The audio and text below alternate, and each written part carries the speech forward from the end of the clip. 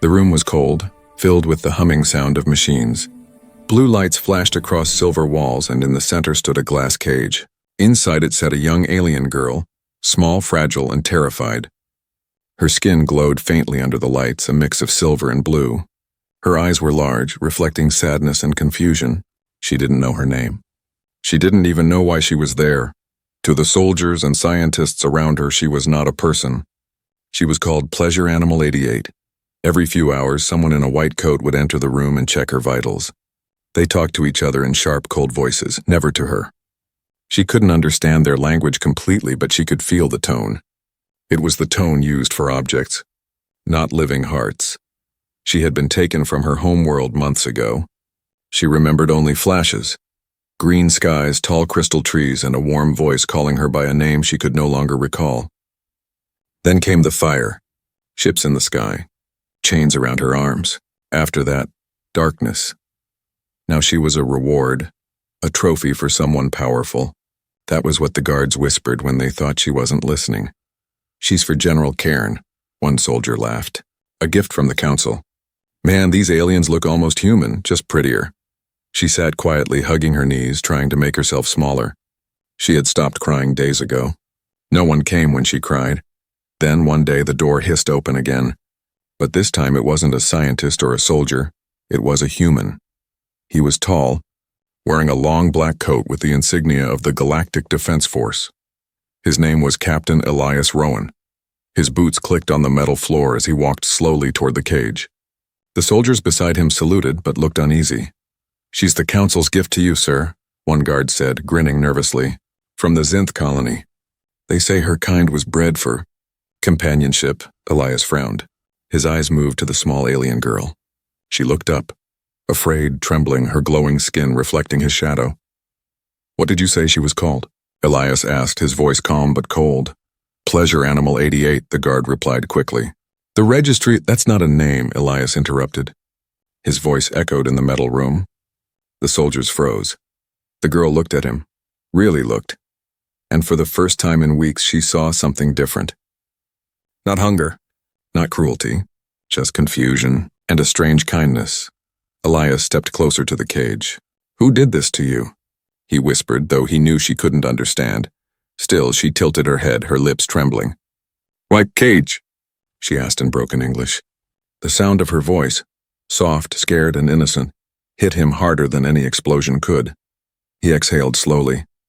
"Because some monsters wear uniforms," he said quietly.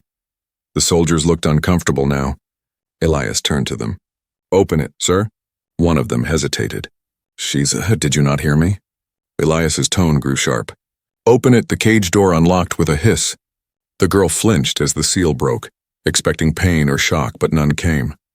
Elias crouched down, staying low, his hands open. "You're safe," he said softly. "No one will hurt you now." She stared at his hand, unsure what to do. Slowly, she reached out on her fingers shaking and touched his glove. The contact made her gasp. It was warm, real, gentle. He smiled slightly. "You deserve a name," he said. "Not a number." She blinked, not understanding fully, but his tone was gentle. The first gentle tone she had ever heard here. "Lyra," he said after a pause. "That will be your name." Her eyes widened. "Lyra?" she repeated, almost whispering it as if afraid the word would disappear. "Yes," Elias said. "Lyra." For a moment, time stopped. In that cold lab filled with steel and cruelty, something human sparked. A tiny flame of kindness in the darkness. But outside the glass walls, unseen cameras recorded everything. And somewhere deep in the Galactic Council's chambers, a red light began to flash, marking Captain Elias Rowan as a man who had just broken the law. The alarm sirens screamed across the base. Red lights flashed through the corridors as soldiers rushed in every direction. A robotic voice echoed from the ceiling. "Security breach detected. Unauthorized lifeform release in Sector 9.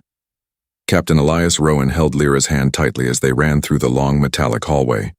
Her bare feet slapped against the cold floor, her breathing fast and frightened. She didn't understand what was happening, only that the man who gave her a name was now pulling her toward freedom. Behind them, doors opened, and shouts followed. "Stop them. The alien is property of the Council." Elias cursed under his breath and turned left into a service tunnel. "We don't have much time," he said, half to himself. His communicator beeped. "Captain Rowan," a voice snapped through the device. "You're violating direct orders. Release the specimen immediately." He smashed the communicator against the wall. "Not a specimen," he muttered, "a person." Lyra looked up at him, eyes wide. "You help me?" she asked softly, her voice trembling. "Yes," he said, panting as they reached a maintenance hatch. "But you have to trust me." She nodded slowly, though she didn't fully understand trust. It was a word she had never needed before.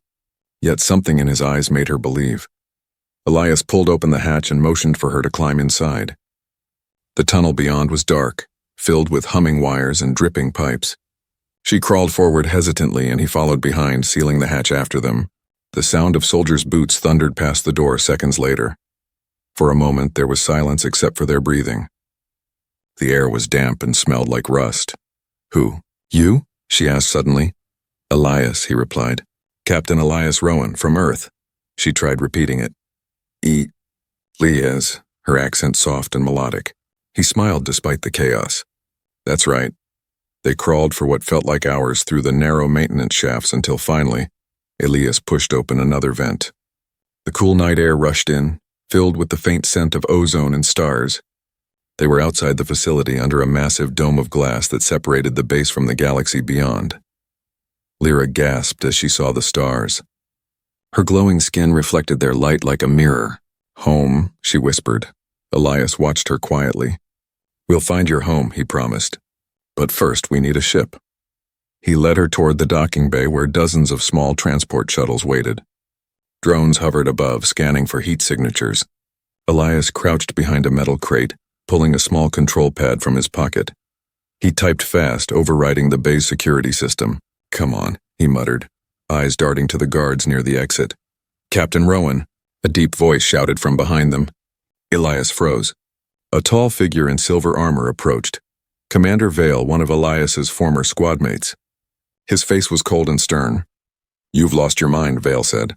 "That creature is classified property. You can't just take her." "She's not a thing, Vale," Elias said, standing slowly, his hand resting on his blaster but not drawing it yet. "She's alive." "She has a name," Vale's eyes narrowed. "You think giving it a name changes what it is? You're risking your career, your life, for an experiment." Elias's voice hardened. "If that's what it costs to stay human, then fine." For a tense moment, the two men stared at each other, the air thick with unspoken memories. Battles fought together, blood spilled for duty. Then Vale sighed, lowering his weapon just slightly. "You always had a stupid heart, Elias." Elias smiled faintly. "Maybe, but it's still mine." He grabbed Lyra's hand and sprinted toward the shuttle. Alarms blared again as Vale shouted something behind him, but Elias didn't stop. They reached the small craft and he slammed the control pad against the console. The door hissed open and they jumped inside. "Hold on," he yelled as he fired up the engines. The shuttle roared to life, flames bursting from its thrusters. It shot upward, crashing through the force field dome in a blinding flash.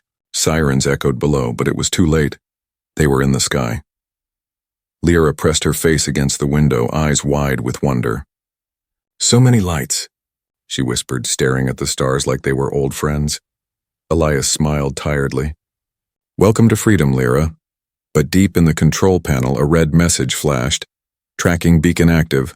Council pursuit initiated." The human didn't see it yet. The chase had already begun. The shuttle drifted through the darkness of space, far from the glowing planets of the Galactic Council. Inside the small ship, the lights flickered weakly. Elias worked on the controls while Lyra sat near the window, watching the endless stars with quiet wonder. For the first time in her life, there were no chains around her wrists. No cold glass walls, only freedom and silence. But peace never lasts long. A warning beep broke the silence. Elias's eyes darted to the monitor. Red symbols flashed. Tracking signal detected. Multiple ships in pursuit. "Damn it," he muttered, tapping the controls. "They're faster than I thought." Lyra turned her head. "What's wrong?" "They're following us," Elias said. "Bad people. The same ones who kept you locked up." Her eyes widened. "They'd take me back?" "Not if I can help it," Elias said firmly. He switched off the main engines and activated manual mode. The ship floated silently, hidden among a field of drifting asteroids. Outside, rocks glowed faintly from starlight, spinning slowly like a giant frozen dance. Elias's hands moved quickly, adjusting power readings and jamming signals. After a few tense minutes, the radar went quiet again. "We lost them," he whispered, exhaling. Lyra didn't speak. She was staring at a small metal pendant around his neck, a faded symbol of Earth's military. "Why you help me?" she asked softly. "You soldier." "They soldier too." Elias looked at her for a long moment. "Because I saw what they were doing to you," he said, "and I couldn't stay part of it." "You didn't deserve that," she tilted her head. "You different." He gave a small, tired smile. "Maybe I am." Hours passed. Elias finally set the ship on autopilot and leaned back in his seat. "We'll stop on the old mining planet nearby," he said. "It's abandoned." "No scanners, no patrols, abandoned?" Lyra asked. "Empty, broken, but safe, for now." When they landed, the world outside was gray and silent. Dust covered everything. The wind howled across metal ruins. Lyra stepped out carefully, her glowing skin lighting the ground beneath her feet. "It's cold," she whispered. Elias gave her a worn jacket. "Better?" She smiled faintly.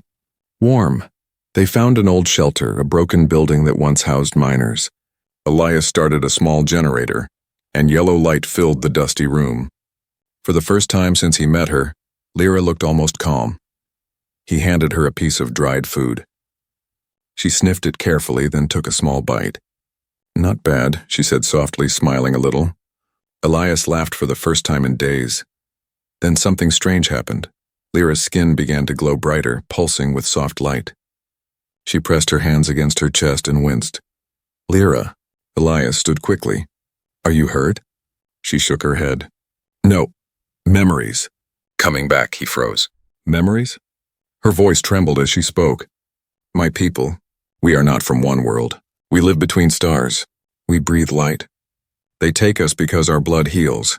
They use us for power and pleasure." Elias's stomach turned.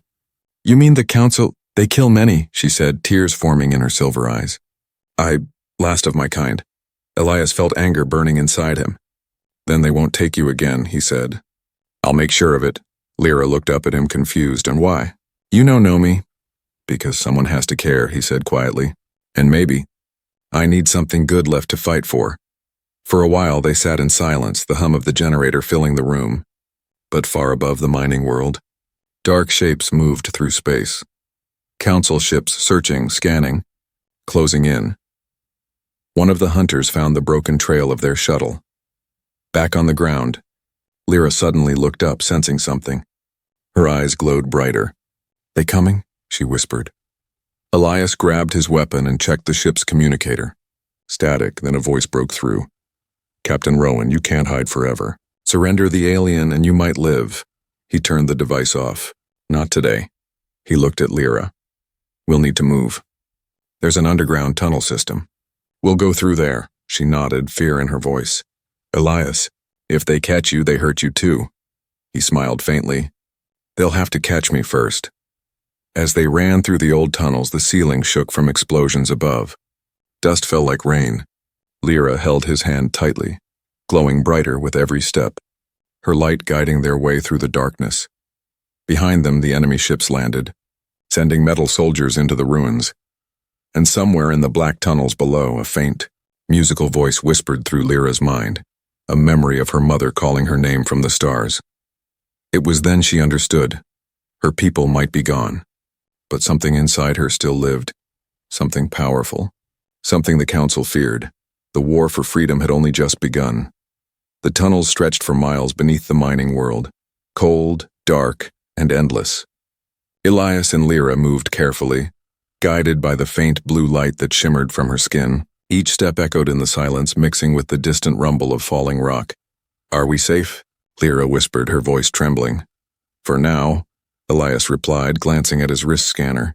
"They haven't found this tunnel yet, but they will soon." He was tired and his eyes heavy, his body aching, got up, but he couldn't stop. He had promised her freedom, and promises were something he never broke.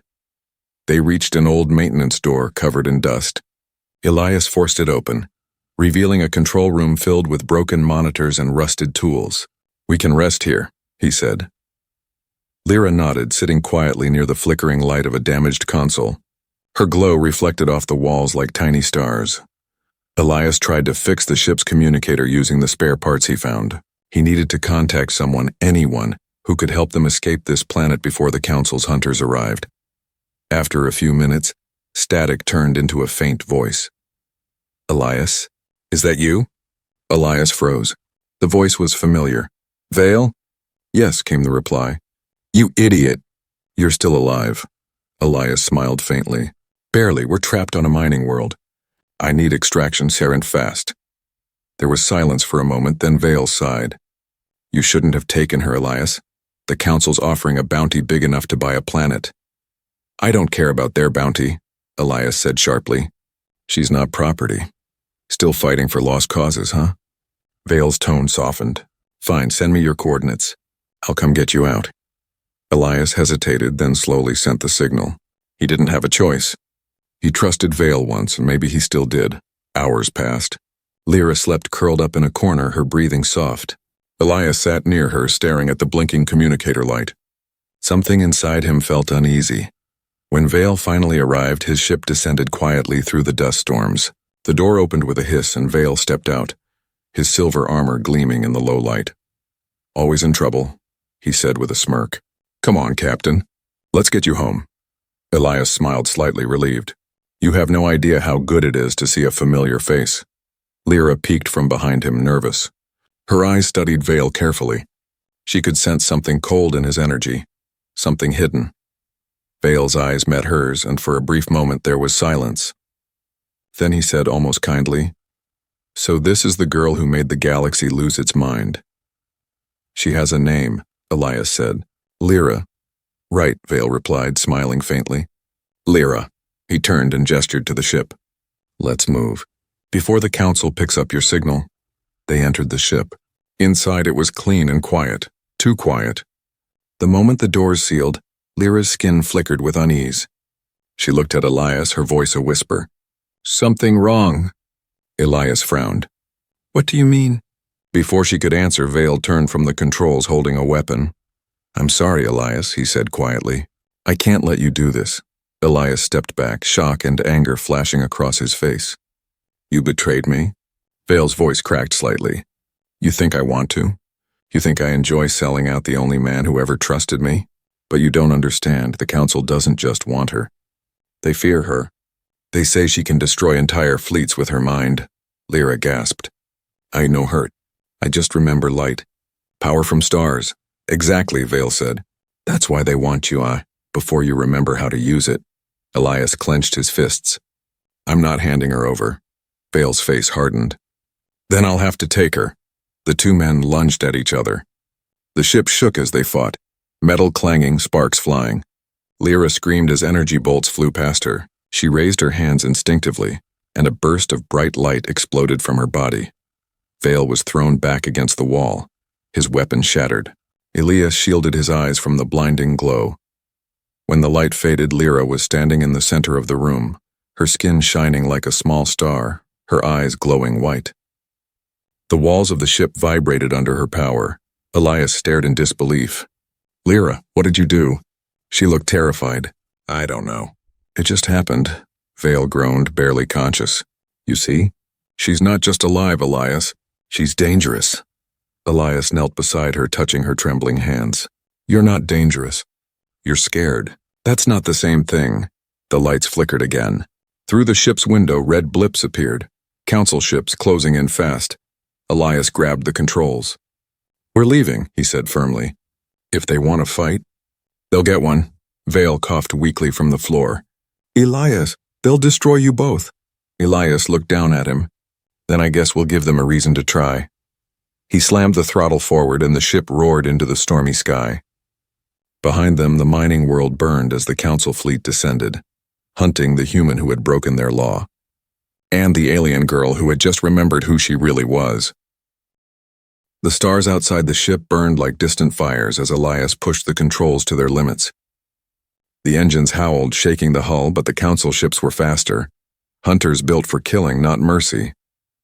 Inside, alarms screamed. The air smelled of smoke and fear.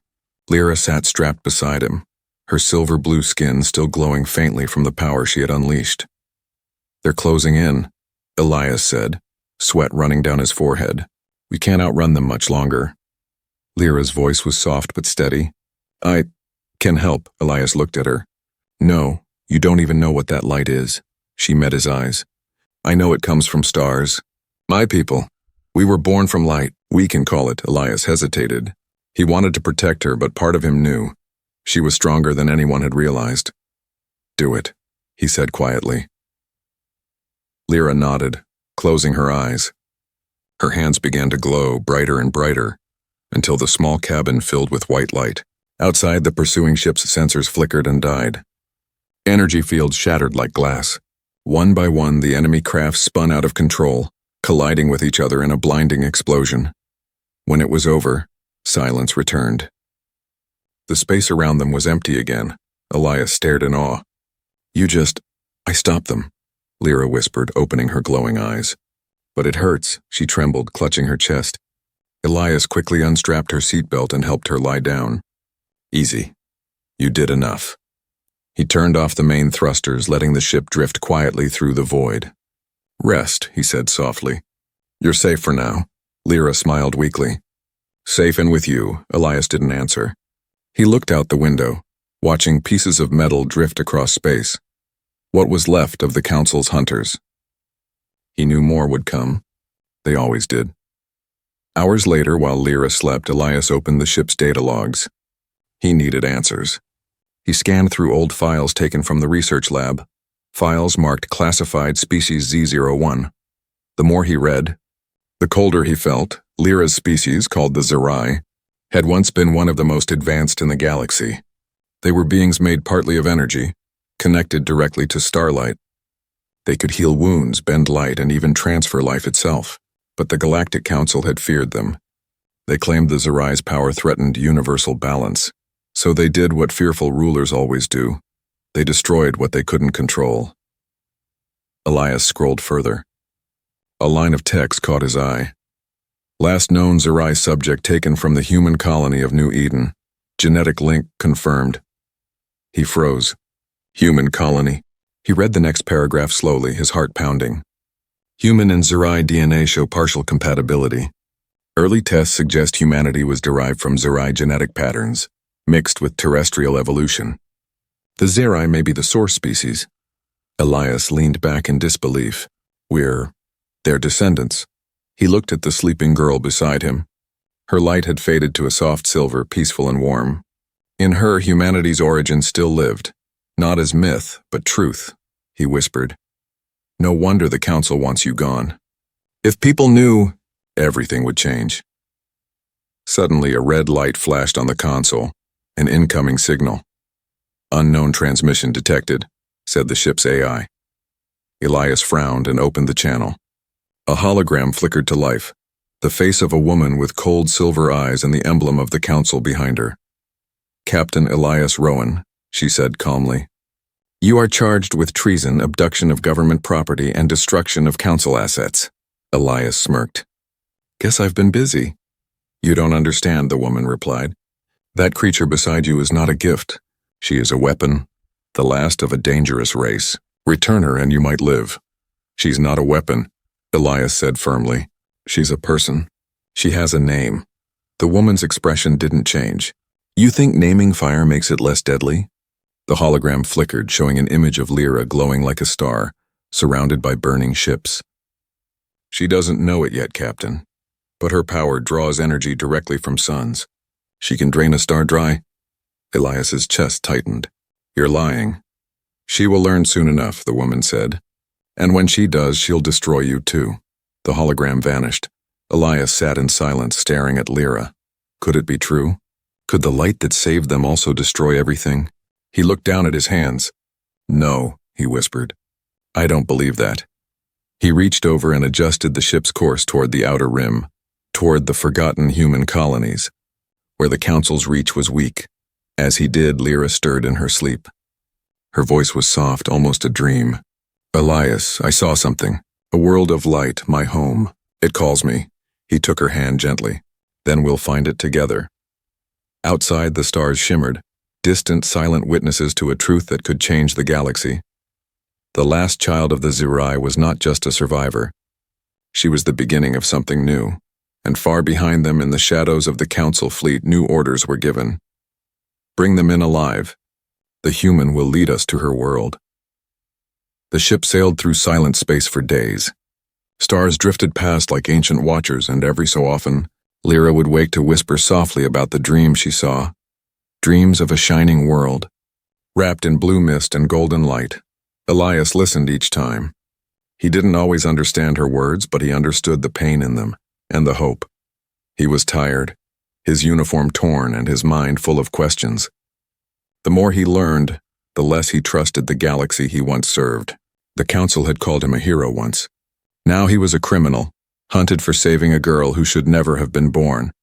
He looked over at her, Lyra, sleeping near the window. Her light was dimmer now, as if she was saving her strength. Yet even asleep she looked peaceful, her small hands resting on her chest, her glow gently touching the metal walls. Suddenly, the ship's navigation screen beeped. A new symbol appeared, a small blue planet surrounded by rings of pure light. Elias frowned. "There's nothing here on the maps." Then a quiet voice spoke from behind him. "That's it," Lyra whispered. "My home, Zarai." Elias turned to her, shocked. "You're sure?" Her eyes shimmered faintly. "I feel it calling. The light, it remembers me." Elias checked the readings again. The planet's energy levels were unlike anything he had seen. It wasn't just reflecting starlight, it was creating it. "We'll have to get closer," he said. As the ship entered the orbit, the sensors went wild. Static filled the controls and the engines flickered. "What the hell?" Elias muttered. Then suddenly the darkness broke. Below them a world of pure light appeared. Golden clouds, floating islands, rivers that sparkled like silver fire. It looked alive, breathing. Lyra stood, tears shining in her eyes. "Home," she whispered, "but different." Elias guided the ship down through the atmosphere. Lightning danced around them. Not normal lightning, but streams of white energy that hummed like voices. The ship shook violently. "Hold on," Elias shouted as they descended through the glowing storm. Finally, the shaking stopped. They landed on a wide platform made of crystal, half buried in overgrown vines. The air shimmered with soft light and strange flowers pulsed like hearts. Lyra stepped out first. The moment her bare feet touched the ground, the world seemed to wake up. The vines moved slowly, curling toward her. The air filled with a faint song, low, ancient, beautiful. The light around her body grew stronger, until it connected with the glowing soil beneath her. Elias stared in awe. "It's like the planet knows you." "It does," she said softly. "Zarai was not just our home. It was us." She looked around, sadness in her eyes, but the Council burned it. "They said our light was too strong. They tried to steal it." Elias clenched his fists. "And they failed. You're still here." Lyra nodded slowly. "Maybe not failed. Maybe waiting." They walked deeper into the ruins. Great towers lay broken, half floating in the golden air. Strange symbols glowed faintly on the walls, the language of her people. As they moved, small orbs of light floated around them, curious and gentle. Lyra reached out and touched one. The orb pulsed, and suddenly the ground beneath them lit up. A massive holographic image appeared, ancient and fading. It showed her people, the Zarai, tall, glowing beings of light, peaceful and beautiful. Then ships appeared in the sky, Council warships. Fire rained down. The image shook, showing destruction, screams, and betrayal. Finally, the hologram froze on the image of a human man, someone who looked almost like Elias, standing beside the Council soldiers. Elias stepped back. "That can't be." Lyra looked at him sadly. "He was the first human, created from us. They took our essence to make your kind." Elias's heart pounded. "You mean humanity exists because of the Zarai?" "Yes," she said. "But they feared what they had done, so they destroyed us to erase the truth." The light faded, and the ruins went quiet again. Elias stared at the sky, anger and guilt burning in his chest. All this time they lied to us. We weren't protectors, we were thieves. Lyra touched his arm gently. Not you. You gave me a name. You gave me hope. He looked at her, his voice low. Then maybe I can give you justice too. Before she could answer, the ground shook. The sky darkened. From the clouds above, massive council warships descended, their engines roaring. The light of Zarai dimmed under their shadow. They found us, Elias said. Lyra's eyes glowed fiercely. Then they will see what they destroyed. Energy began to rise around her and to brighter, hotter, alive. The air trembled as the ruins responded to her presence, awakening something ancient beneath the surface. Elias backed away, shielding his eyes. Lyra, what are you doing? Her voice echoed through the storm, becoming what I was meant to be. And as the council fleet opened fire, the entire planet answered with a burst of light so powerful it reached across the stars. The rebirth of a world once thought dead. The world of Zarai burned with light. Clouds glowed like molten gold. Rivers of energy surged through cracked valleys, and the ancient ruins began to awaken. The ground pulsed like a living heart. The planet itself had come alive again. Elias shielded his eyes as the sky filled with fire. The council fleet was descending, their massive ships cutting through the clouds like black blades. Lyra, he shouted. They're here! But she was already standing in the open, her body glowing brighter than ever before.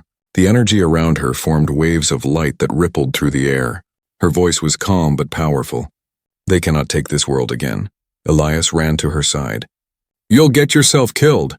She looked at him, her eyes filled with a light both human and divine. No, I was born from stars, Elias. My world remembers me. And now it will fight back. Before he could respond, the first blast hit.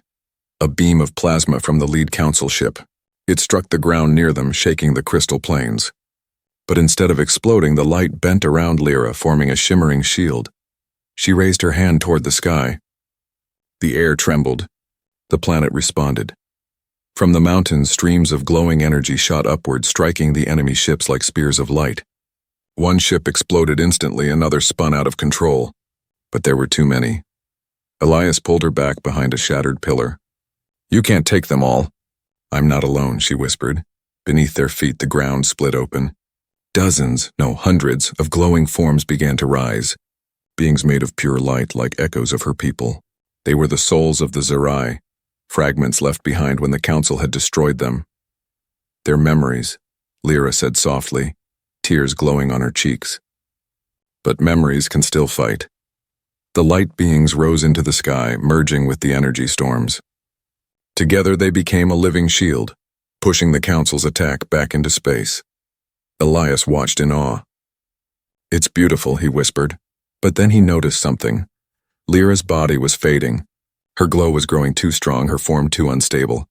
Lyra, stop, he shouted, grabbing her arm. You're burning yourself out. She smiled faintly. If I stop, the light dies. Elias's heart pounded. He shook his head. No, there has to be another way. You're more than light, Lyra. You're alive. You're real. For a moment, her eyes softened. You gave me a name, Elias. You gave me a reason to be real. Another explosion rocked the sky. The largest council dreadnought descended through the storm. From its core, a weapon began to charge, powerful enough to destroy the entire planet. Elias looked up at it, then back at her. If they fire that, everything ends. She stepped closer, placing her glowing hand against his chest. Then I must end it first. No, he said fiercely. Not like this. I won't let them take you too. She smiled sadly. You can't stop me. Elias clenched his jaw, then made a choice. He turned and ran to the ship. The controls were still active. He typed quickly, overriding the engines and targeting systems. What are you doing? Lyra called out. He looked at her through the flickering light. You once said your world was you. Then let me be part of it too. He activated the ship's reactor. The system beeped. Core overload.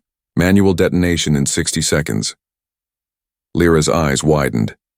Elias, no. If that dreadnought fires, your world dies again, he said. But if I fly the ship into it before it fires, maybe we both live. You and your people. She ran toward him, her light flickering with emotion. I can't lose you. He smiled, tears in his eyes. You gave me something to believe in again. That's enough. He climbed into the pilot's seat. Take care of the stars for me." Before she could stop him, the ship roared to life and shot upward, breaking through the glowing sky. Lyra screamed his name, her voice echoing through the storm. The ship climbed straight toward the dreadnought. Energy beams tore through its wings, but Elias didn't stop. He locked onto the massive cannon and whispered, "For her." A moment later, the ship exploded, a burst of white light brighter than a sun. The dreadnought vanished, consumed by the blast. The shockwave spread across the sky, but instead of destruction, it brought rebirth. The clouds turned golden again. The ground beneath Lyra bloomed with light. She fell to her knees, sobbing softly. "Elias!" From the horizon, a single spark drifted toward her, a fragment of his ship glowing faintly. It floated into her hand and melted into her skin. Then she heard his voice, faint, distant, but warm. "Hey, Lyra. Looks like I finally touched the stars." She smiled through her tears. "And I'll keep them shining. For you." Above her, the sky cleared completely. The light spread across space, reaching distant world, even Earth. And somewhere in that light, the story of a human and a starborn girl became legend. A legend that whispered one truth to all who would listen. Love is not bound by flesh or law. It's the light that even galaxies cannot destroy.